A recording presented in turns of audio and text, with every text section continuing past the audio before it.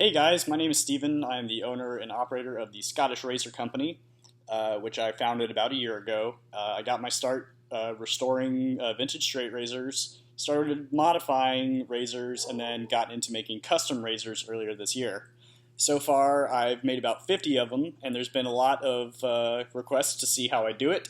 There are quite a lot of videos on YouTube already showing how people make custom straight razors, but I thought I'd show you my process.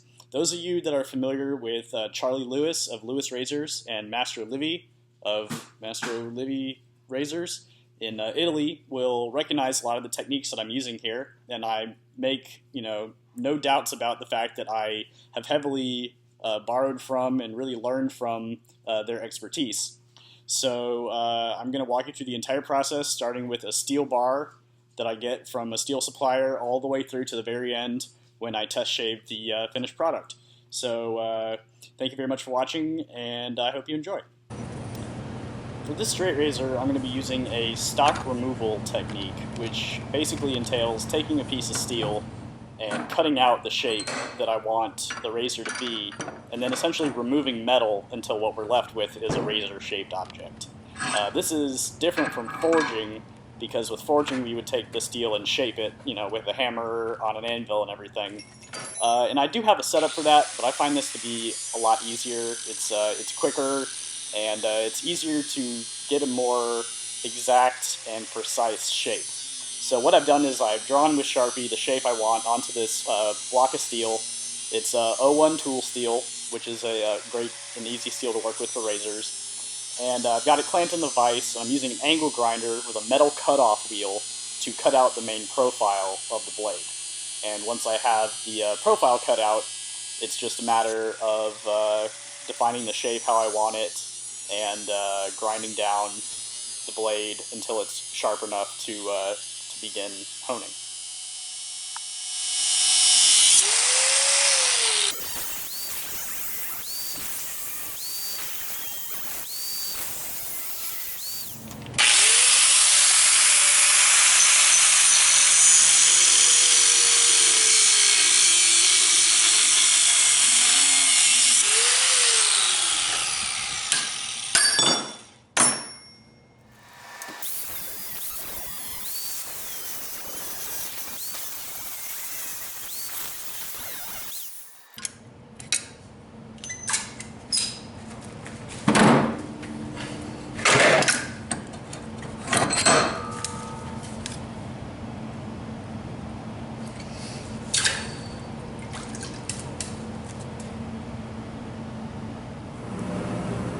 So at this point I have an extremely rough outline of the blade done. You can see it's all mostly just straight lines from cutting with the angle grinder. And what I'm going to do is start to smooth those areas out and define the rest of the geometry of the razor.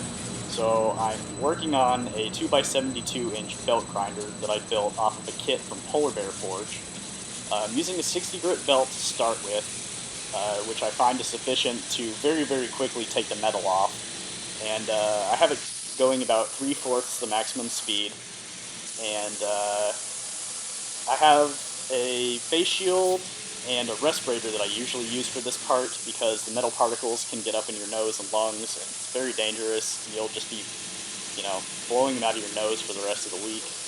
And this belt is going fast enough that if it catches hold of something and throws it in your face, it's really going to ruin your day.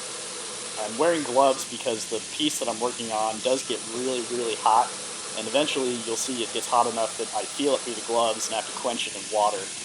And since this is before the heat treating process, I'm not really concerned about damaging the temper of the metal or the crystalline structure or anything like that. So I'm just going to, just work as I'm comfortable. You can see I've burned straight through those gloves in a few places, so I have to be careful not to touch it on my skin, and I just have to replace the gloves every so often. And so it's an easy way to do it, I find.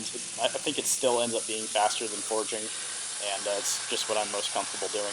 So I'm working on the flatten for the most part. That is a 10-inch piece of angle iron that's pretty much perfectly flat. It allows me to make a nice reference for the parts of the blade that need to be flat. And then I have a 2-inch wheel on the top and bottom that are both holding the belt and that I can grind on. Now this customer asked for a Spanish point razor, and what I usually do for that is I'll use one of the smaller wheels and just put the tip of the razor up against it and cut out a circular portion, and that's really all there is to it. So in this case I'm using the 2-inch wheel, which gives it a pretty drastic Spanish point. The smaller the wheel, the further it's going to cut into the blade. And so like an 8-inch wheel would be a very subtle Spanish point, and a 1/2-inch wheel would be a very, very extreme Spanish point, to the point where the point of the razor gets kind of fragile and it can cut you pretty easily. So the 2-inch, it's drastic, but it's not that extreme. And it really just takes a second to cut into it. You can see it goes from being flat on the front to curved in really just a matter of seconds. I also use the small wheel there to create the monkey tail notch area where your finger rests on the back of the razor. And basically what I'll do is I'll make a mark of where I want the pivot hole to go, and then I'll grind just to the outside of that, to the back of it, and then I'll either round off or spike off the tip depending on what kind of monkey tail I want to have at the end of the tang.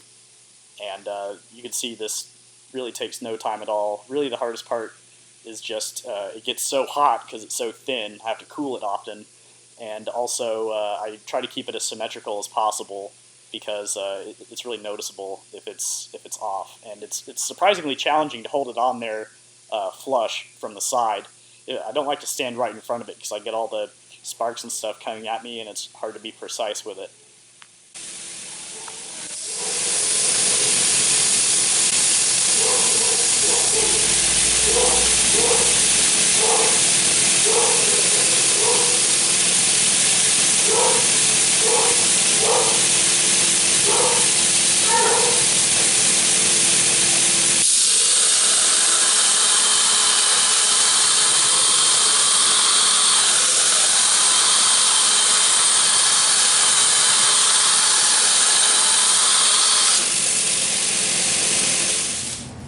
So at this point I have the outline of the blade finished, really the profile, and so I'm going to mark where I'll drill the pivot pin, and I like to do that while the blade is still completely flat on both sides and square, so that I can ensure that the pin is being drilled perpendicular to the plane of the tang, so that it will sit centered in the scales. If I were to do this after tapering the tang, I've done that before, and although it's possible to get it to center, it's much more difficult and just needlessly complicated. So here I just have my drill press, and I put some cutting fluid, which is just like an oil, on the area where I'm going to drill. I have the drill press at the slowest speed, which is the best for cutting steel. I'm using a cobalt drill bit, which can actually even cut through tempered steel, so it's very efficient.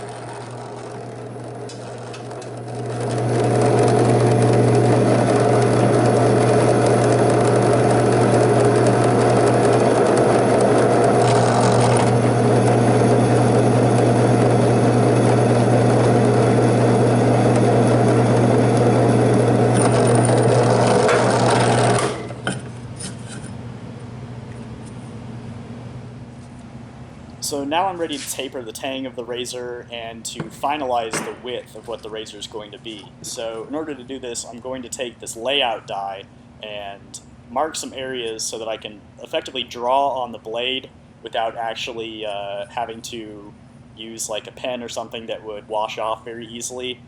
So this die will kind of sink into the metal and allow me to scratch in the places where I want the marks to be. So I'm going to mark a center line on the tang of the razor, and that's going to allow me to taper it with a common reference so that I can see if one side is off compared to the other. It just really allows me to grind evenly. And so what I did is I measured the width of it. It's about 0.27 inches, so I want my center mark to be about 0.135 inches, and I'll just lock the caliper in place and scratch it on there.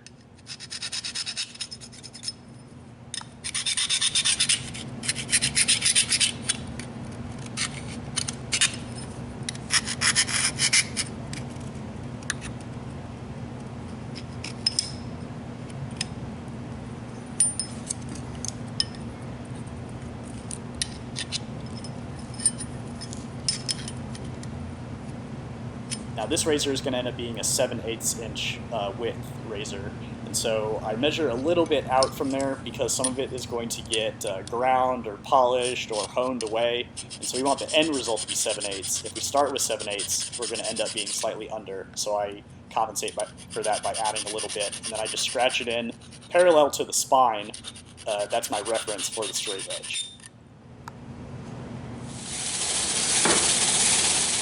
So the next thing I'll do is I'll use the flat platen area to finish up grinding what will eventually become the edge of the razor.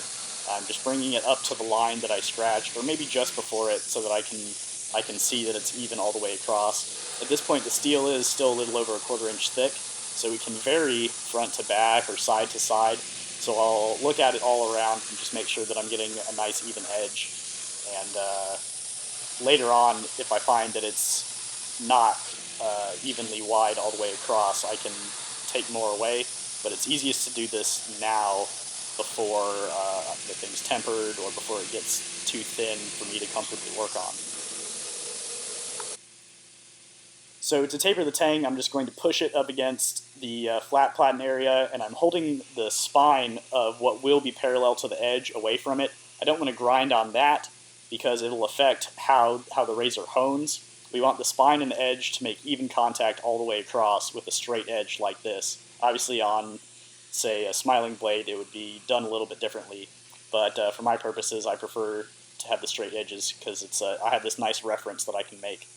And so I start at the very back of it, and I gradually apply more pressure, and I'll flip it back and forth on both sides to make sure that it's grinding evenly.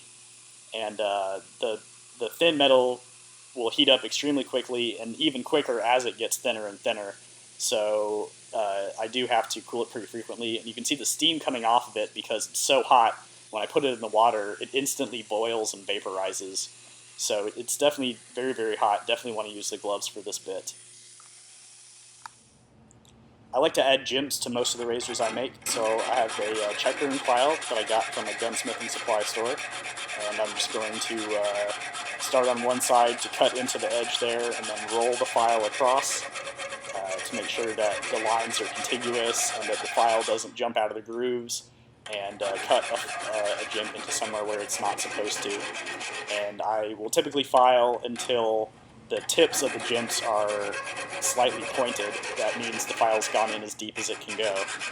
And I'll usually just do the one row. The file's about 1 inch wide, so it turns out to be, 1 inch of jimps. And it's pretty simple. You can see it's moving around a little bit in the vise, just because the setup's not perfect, and it takes quite a lot of pressure to cut the metal with the file, but it adds a nice little flair to the razors, and it's definitely functional as well.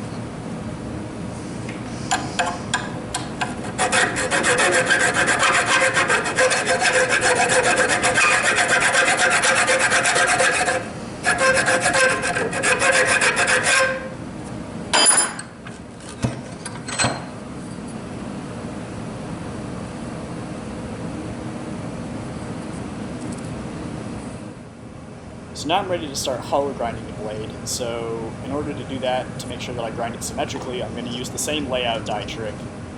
Once it dries, I'm going to scratch a center line on the blade and then some lines just to either side of it. and that's going to give me a reference from each side to grind down to. And my goal is to end up with it about between 0.04 inches and 0.05 inches, which is between a nickel and dime width, if you remember from Charlie's video. And that seems to be kind of the sweet spot for the blade not bending during the heat treat and temper process, as well as not having so much metal to grind away after heat treat and tempering has been done. I like to remove as much metal as possible before then, because it's a lot more difficult to work with after that's finished, when the steel is hard and I have to use a lower speed to avoid introducing heat, which will ruin the temper.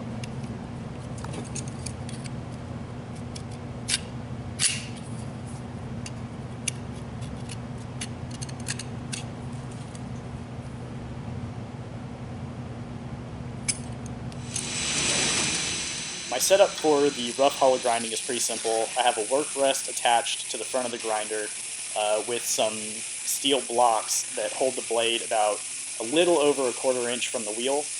And what I'll do is I'll take the vice grips and turn the blade into the wheel so that the spine is not making contact with it, but what will become the edge of the razor is making contact with it. And the point of that is essentially to give myself some spine area that I can work with. Rather than it just being a sharp corner, I can round it, or I can cut notches into it, or some kind of file work, or like we'll do with this razor, I can do some kind of surface treatment to it. But really, it also gives us an area for touching up to make sure that the hone wear that we create is even, so that the edge will be even and therefore shave more comfortably. And so I'll just do each side back and forth. At this point, the razor does get extremely hot, so you'll notice I don't actually touch it with my hands at all. I always hold it through the vice grips and clench it. Anytime I have to move it around, because at a certain point, if the die heats up too much, it will actually start to discolor, and then I lose my reference mark. And without the reference mark there, I can't create a new reference mark because I've already worked on it.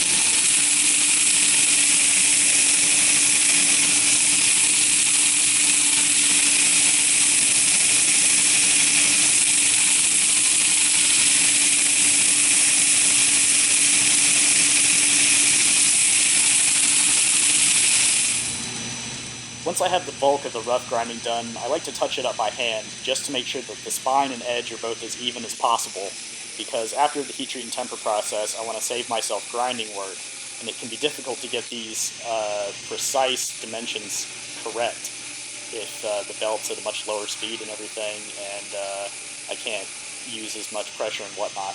So here I'm just holding it up against the wheel with the gloves on, and I'll just check that the edge mark is evenly ground on the edge, and that the spine, the line where I've ground into the spine, is even and parallel on both sides. And so at this point you can see the rough hollow grinding is done. I've rounded off the back of the spine a little bit to save me some trouble when we get to the final grinding stage, and at this point we're ready for heat treating and tempering. For heat treating 01 steel, the first part of the process is that I'll bring the blade up to 1,520 degrees until essentially the whole thing is evenly red hot all the way through. and then I'm going to quench it in a quenching oil that's specifically designed to cool the blade down as fast as possible in order to achieve the correct crystalline structure that will lend itself well to shaving.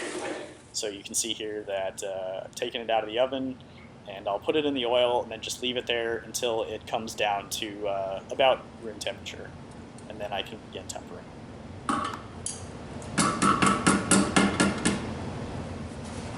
So for tempering, when we're actually hardening the razor, I put it in the oven for 2 hours at about 500 to 525 degrees in order to get a 60 Rockwell hardness.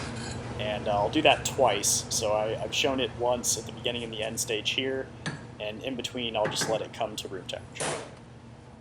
So now that the blade has been heat treated and tempered, I'm going to start doing the surface treatment on the spine and the tang.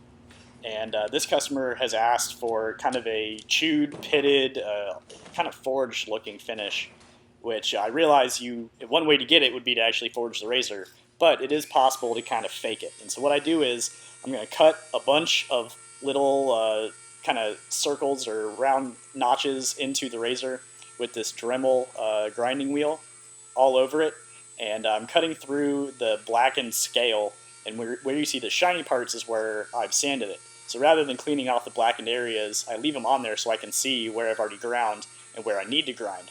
So I'm going to go all along the spine, all along the tang, and then on the edges of the spine where it wraps around the blade face, I'm going to approach the edge there where we're grinding, but I don't want to go past it because I don't want to grind on the blade face itself.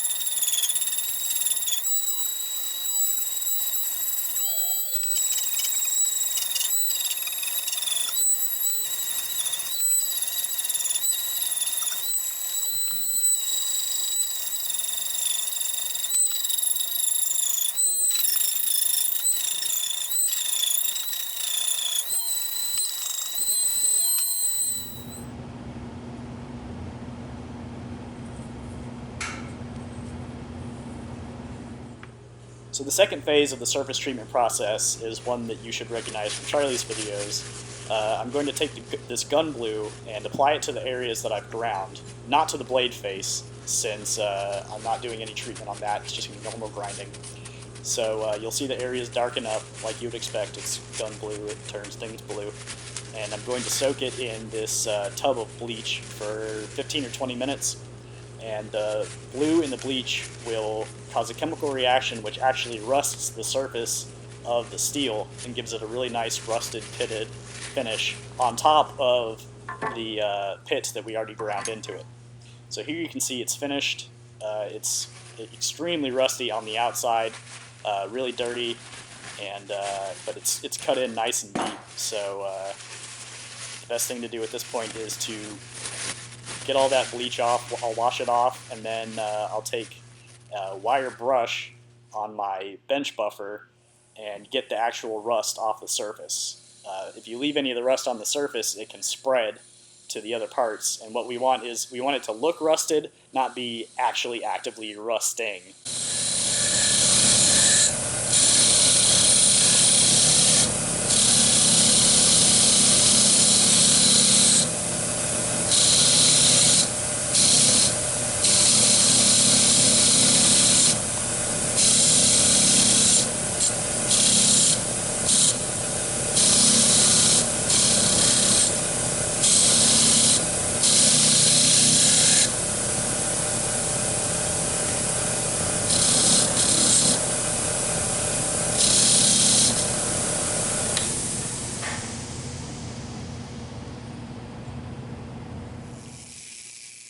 Now I'm ready to start final grinding, which is where we finish the hollowing of each side until the edge is sharp enough that we can actually start to hone it on the stones. So I'm using the 60 grit belt again on the 8-inch grinding wheel, and my goal is to take away enough metal from both sides evenly so that when we actually hone an edge on it, it will be even and parallel all the way across.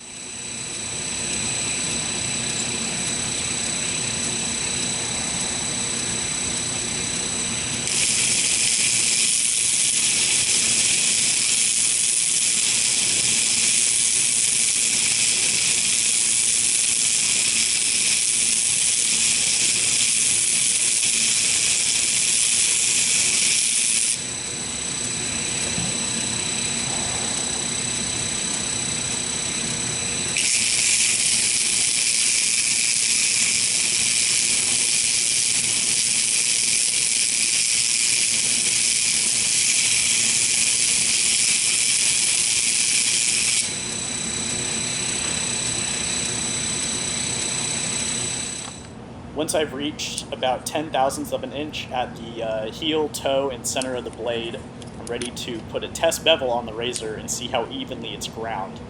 And the areas where it's not evenly ground, I'm going to have to revisit until the edge is even and parallel and the spine hone wear is even and parallel. So here I'm using a diamond hone, extra coarse diamond hone with water. And I'm just going to grind on both sides until I have a good representation of the edge and the spine hone wear.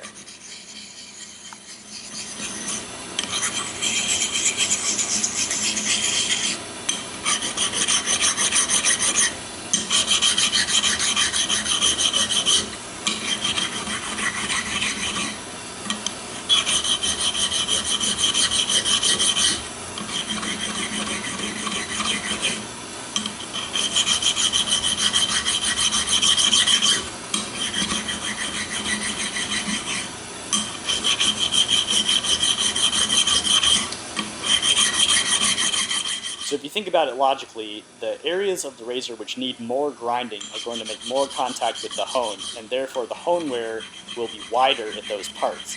So when I finish setting the first bevel here, I'm going to check and see where it's wider than it should be, and those are the areas that I'm going to concentrate on to grind further. And so if you look here, you can see that at some points on the edge, at some points on the spine, it's wider than others, and so I'm going to apply more pressure to those areas when I go back and grind. I did some more grinding, and the edge and spine are looking much better now. It's pretty much perfect all the way around. There's still some hone wear that I'm going to polish off when I do the rest of the grinding and polishing on the razor. And you can see I've taken the shoulder off because it was interfering with the honing process. Now that I have the geometry set, I'm going to start moving up in the grits on the belt grinder until I'm happy with how polished the blade face is. We're not going to be polishing the spine or anything like that since we applied the surface treatment to it, and we don't want to mess that up. So here I'm using the 120 grit belt, which I find is a nice stepping stone from the 60 up to the 220, which is where I'll go next. Otherwise, it can be really difficult to get those deep scratches out that the 60 grit belt leaves. And so I'm just going to go on both sides, keeping an eye on the spine hone wear and the bevel to make sure that the bevel stays even and that the spine hone wear is all polished away, but evenly up until the surface treatment line. So now I'm going up to the 220 grit belt, and starting here, I'm going to start dipping the blade in ice water and leaving it wet while I'm grinding, because these belts are made to allow you to do that, so that the piece can stay nice and cool while you're taking these final polishing steps without risk of overheating. So after the 220 grit belt, I go up to the 400 grit belt, which is another wet sanding belt. And this is the last grit that I'm going to use on this razor because I want a nice satin finish on the blade to match the surface treatment that I've done on the spine. Now I'm ready to make the scales for the razor. So this is a template that I've drawn around the blade and just cut out from notebook paper, and I'm tracing it onto this piece of blue G10, which is kind of a resin acrylic fiberglass material. It's extremely strong, very durable, and you really can't break it like you can some other scale materials. So it lends itself very well to razors and knives and things of that nature. And so I just take a Sharpie. I like to use kind of a thicker tip because it gives me a reference to when I'm cutting it out. I can leave the saw blade in between the lines and know that I'm getting it just right. So I'm going to use my bandsaw here to cut it out. And I'm staying in those lines as best as I can. It's okay for me to be on the outside of it, on the outside of the lines, because it just means more sanding. But if I go too far into the lines, then I'm really losing the shape of the scales that I've drawn, and I kind of have to reshape them through the sanding process, which is not very precise and not something that I really recommend.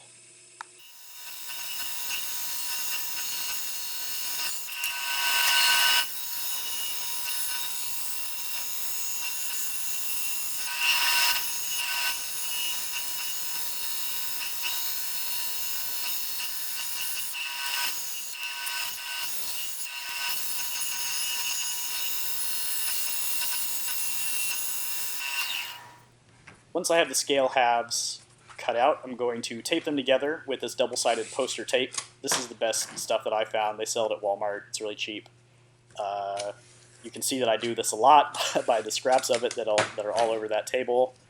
And that cutting board will probably never make its way back to my kitchen because now it is just for cutting out scales. And so I'll take this scalpel, cut around the outside of it, and then peel off the secondary layer and join the two halves together. And then I'm ready to start finalizing the shape and sanding down the scales to their final thickness and contour.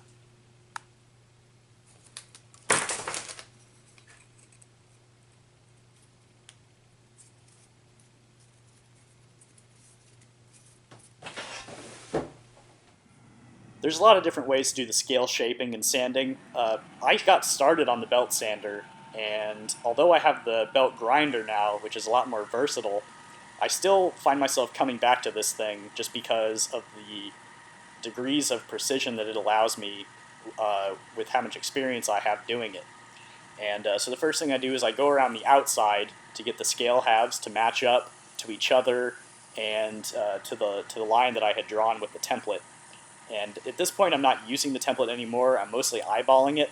I would advise that you maybe glue the template to the outside, which is something that Brad Maggard has suggested if you're not great at eyeballing the curves, because it can be really easy to mistake thinking that they're the shape that you intended them to be when they're not, because the cutting process adds some error as well as sanding.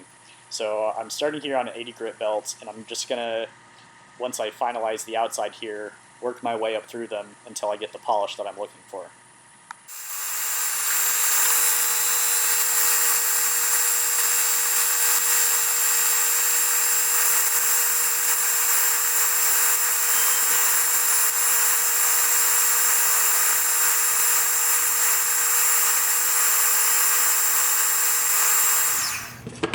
Once I have the scale profile set, I like to go ahead and mark and drill where the pivot and wedge pins are going to go. And it's best to do this before you start rounding the scales. The same reason it was for the razor. It's flat, so it's easy to drill straight through. If you were to drill the pivot hole canted, then the razor would not close evenly. So here I'm just measuring where I want the razor to close and marking the holes. And I'll move to the drill press and just use the same drill bit and setting I was on before. The G10 is kind of rough on the bits, and so I'll go through them pretty quickly. They're only a couple dollars, so I don't have a huge problem with using a new one every 1 or 2 razors or every 1 or 2 sets of scales.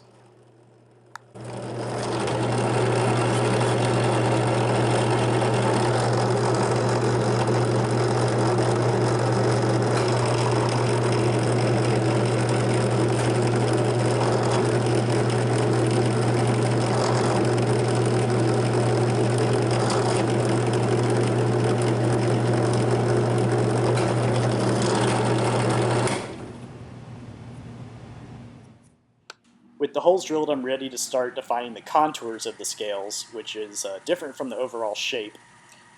Personally, I really don't like the look of flat scales. I like them to be rounded all the way across, kind of topographic in a way. I, I think anybody can really make flat scales because it's just a matter of holding the scale on the belt sander until you're happy with the thickness, and then you're done. And I find this to be a lot more professional looking, a lot more visually pleasing. Just in general, I like it a lot better. And it seems like a lot of people have a hard time doing it, so I think it sets me apart. So I'm going to start with the outside curve, and essentially all I'm doing here is cutting the corners down, not quite a 45-degree angle, it's deeper than that, but what I want to be left with is the corner gone and a flat edge in its place. And then the idea is that I can do the same thing on the edges that leaves, and so on until I'm left with a rounded side.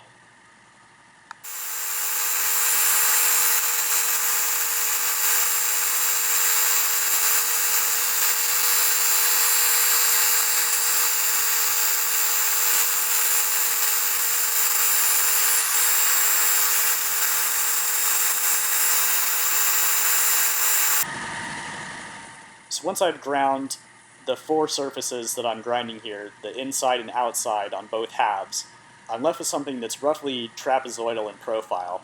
The sides are still flat, but I've cut the corners all the way down the side of the scale, and then I'm ready to move up in grits and continue to round those around until I have a nice even curve that wraps around the entire scale half on both sides. Now, one thing that I do differently from a lot of people is I don't grind the ends until the very end, because I find that if you start to smooth them too early, they can end up getting either too thin or overly rounded. And what I'm looking for here is I like to have the ends really flat. And so you'll see that I don't even mess with them on the 80 once I define the size, or the 120 or the 220.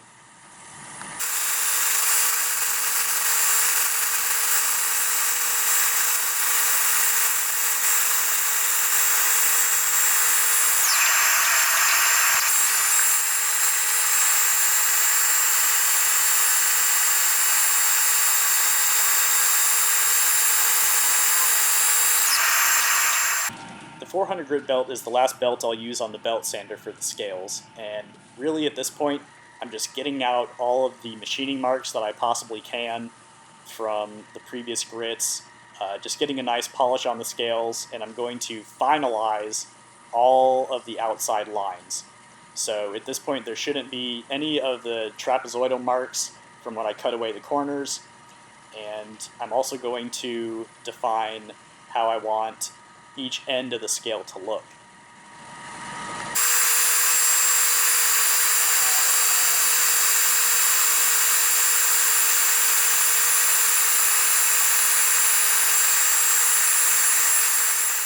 This is my process for finalizing the ends of the scale. I pretty much just lay it on there flat, and then I pivot it up to give it a nice rounded appearance on the outside. It kind of clamshells into the end. It gives it a nice terminal point.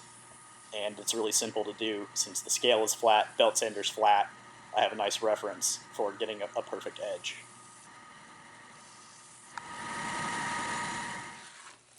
Once I finish on the belt sander, I like to hand sand with some wet dry sandpaper just to make sure I get all the machining marks out of the scales. I really want them to look like something that was made entirely by hand, that wasn't machined or looks artificial really.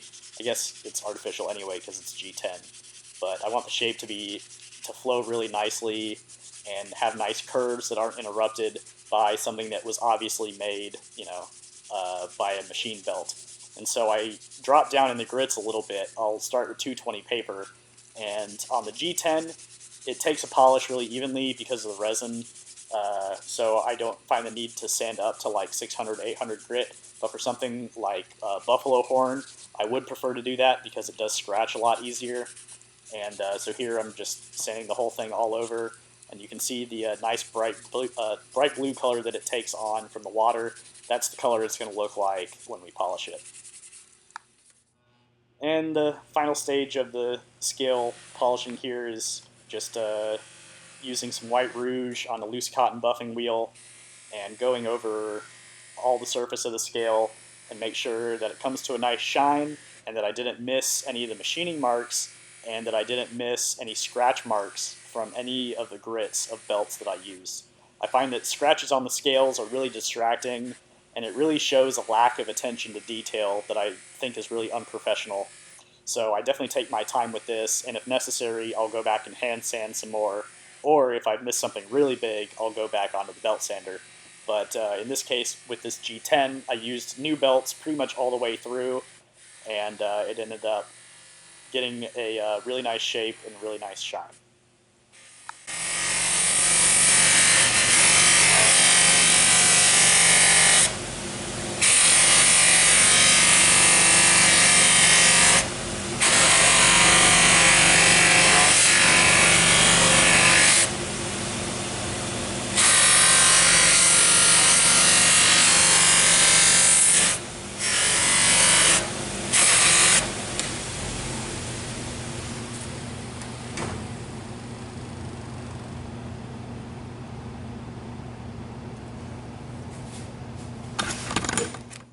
So now I'm ready to separate the scales. I'm just using an old gold dollar razor because that's really all they're good for if, if they have bad geometry or something. So I'll take them apart, get the tape off, and I'm going to test fit the blade to see that it sits evenly in the scales. That's making sure there's not a problem with the blade geometry and that there's not a problem with the scale geometry that I have to account for. So I just have a micro bolt with a little nut in the pivot right there, and I'm going to close the razor to see how evenly it sits. And if it sits too much to one side or the other, I'll have to make some adjustments. But you can see this was made pretty much perfectly. It's sitting dead center, and there's really no adjustments that need to be made. And we can have a fairly thin wedge and have the blade close where we want it to. And that was really my plan from the way that I drew the scales, so I'm happy with that result. So I'm going to make the wedge out of cow bone per the customer's request. I'm sticking it in where I want it to fit in the scales, and I'm just going to draw a rough outline of it so that I can cut out the shape of the wedge, drill the hole for it, and grind it down to be an actual wedge shape rather than just a flat spacer, which is another thing that comes off as really unprofessional. So here I am drilling the hole through the cow bone. It's really simple, but if you go too fast with it and use too much pressure, the cow bone can actually split and fracture, so it is good to take your time. The cow bone is very dense, so I like to use the 120 grit or maybe even lower belt to shape the wedge. And I see a lot of people that use disc sanders for this, but for me personally, I think it's kind of overkill. I find it a lot easier to just use the same machine that I'm on. My fingertips don't ever actually touch the belt. I have them resting on the corners of the wedge, and I'm pushing down harder with my thumbs to push the thinner end of the wedge into the sander so that the end that's closer to the blade stays thicker. And I'll just flip it over. I go back and forth to make sure that it's symmetrical. And that's important to do because we already saw that the blade sits evenly in the scales, so we want the wedge to be even as well. Otherwise, we could introduce some error and cause the blade to close one way or the other. That is actually a good technique that you can use if you find the blade doesn't sit evenly. You can account for it with the wedge and correct it back towards the center.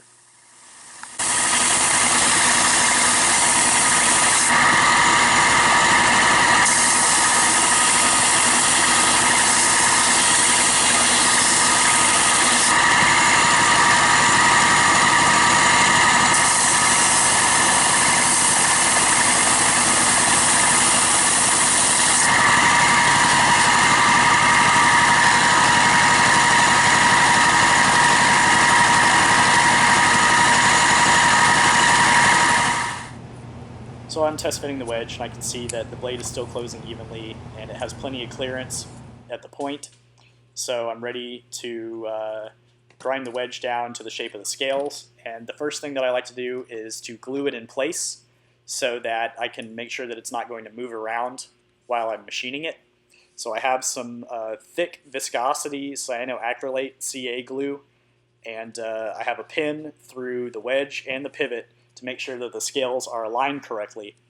and that pin that's in the wedge end is going to end up being the pin that we use to pin the razor later. And so I'll just stick some glue on either side of it and put the halves together and clamp them for 10 or 20 minutes to give the glue time to dry.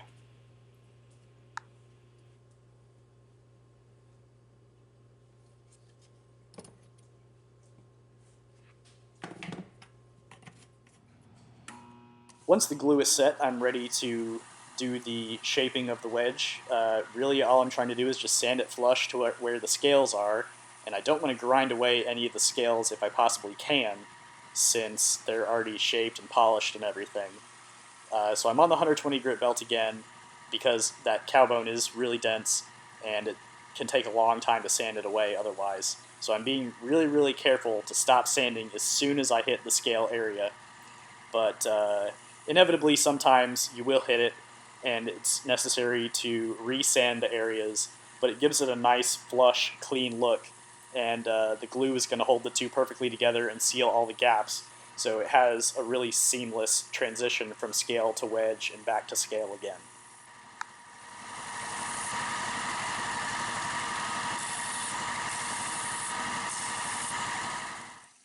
The 120 grit is not sufficient for the cow bone to be polished, so I'm hitting it with the 220 sandpaper again, and also sanding the areas where I sanded the scales inadvertently on the belt sander. Now I'm ready to pin the scales, so I'm going to cut off the excess pin from the brass that's glued into the wedge area. And if you've seen pinning and peening before, this is exactly like that. I put the washers on the rod, file the rod flat to make sure that the pin is going to be nice and round and even, and then just peen it over the edge to the washer until it's even all the way around. I don't want to see any lips or any sharp parts of it sticking out, and when you run your finger over the washer or a towel or something, it shouldn't catch or feel sharp. It should be hammered down as flush as possible to make sure that none of that happens.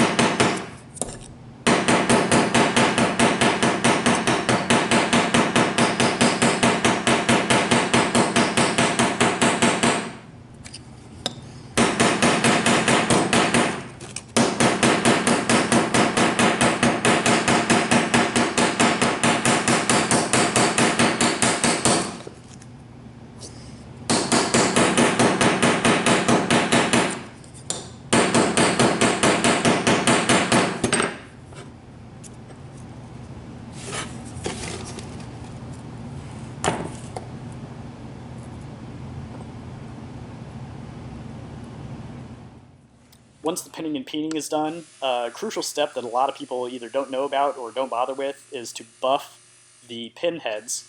Now these are brass pins, and so buffing them on the white rouge is going to take out all the surface imperfections and scratches in the brass and bring it to a high mirror polish that looks very, very professional and very clean on the ends of the razor. And it's just one of the small details that really brings the whole piece together and shows that you care about what you're working on. And during this process, I'll also buff the wedge area where I had sanded the cowbone flush to the scales.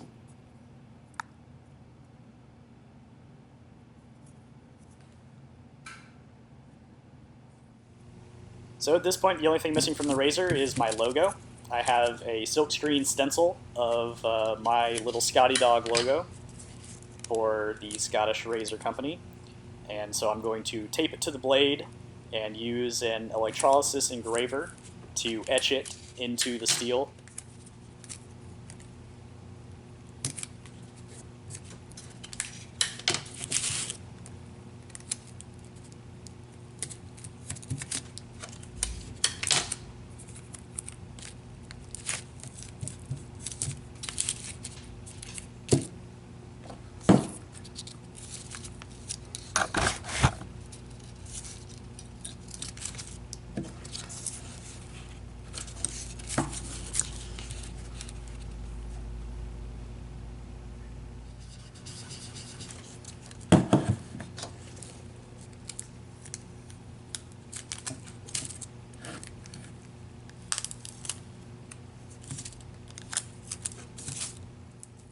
Once I'm happy with how deep the engraving is, I'm going to spray a neutralizing solution on the area that I engraved to make sure that it doesn't rust.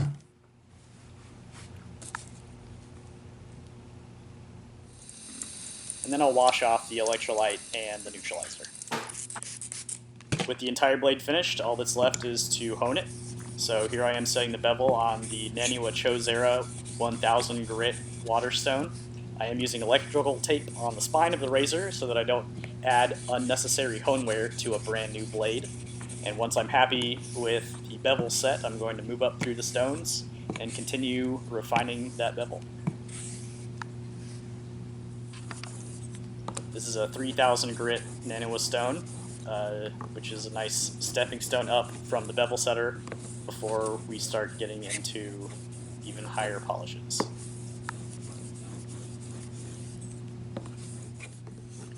This is a 5000 grit Naniwa stone.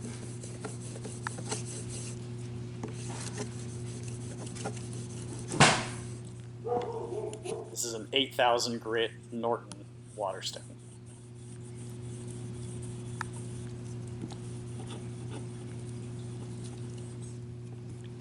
The first finishing stone that I'll use is a 12,000 grit Naniwa stone.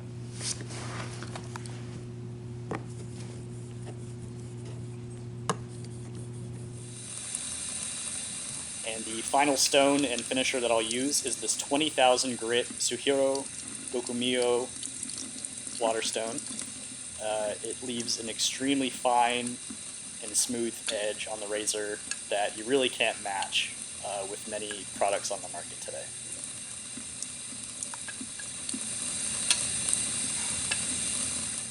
Once all the honing is done, I'm ready to strop the razor.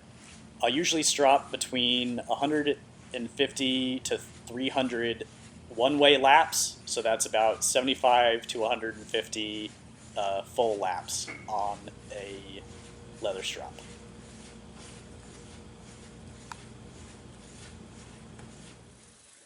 Now I'm ready for the best part of the whole process, the most rewarding, which is the test shave. So I'm here in my bathroom. I have a mug with a puck of Barrister and Man Leviathan soap, which is my favorite scented and one of the best performing soaps in my opinion. I'm using a custom brush made by Nathan Clark of Envy Shave that has the Scottish Razor Co. logo set in the handle, which is African ebony wood and sterling silver with a synthetic uber soft knot.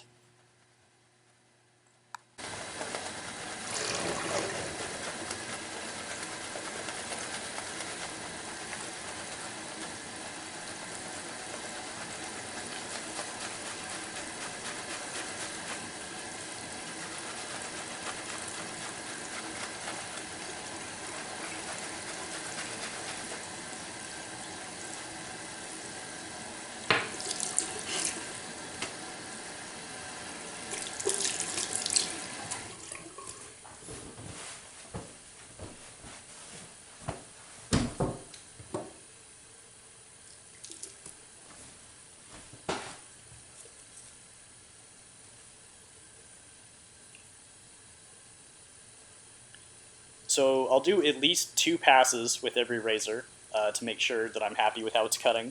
I have a few days of beard growth here, which you can hear it cutting through pretty clearly.